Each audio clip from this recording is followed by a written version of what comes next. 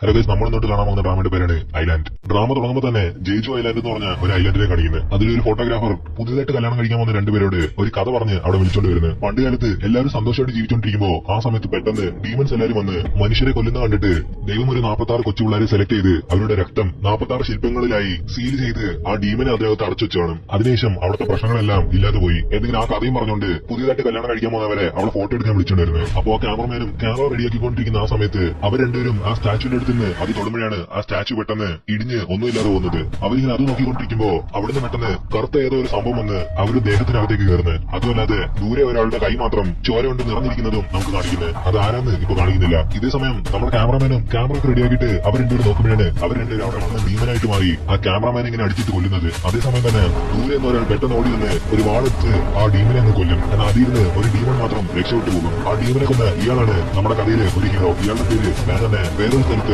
ചർച്ചിലുള്ള ഒരു പെയിന്റിങ്ങിലെല്ലാം ചോര ഇങ്ങനെ തെളിഞ്ഞു വരുന്നത്. ഇത് എന്നിട്ട് അവിടുത്തെ ഫാദറും യോഹാൻ എന്ന വേറൊരു ഫാദറിനെ വിളിക്കാൻ പറയുന്നത്. അത് വേറെ ആരുമല്ല, നമ്മുടെ കഥയിലെ രണ്ടാമത്തെ ഹീറോ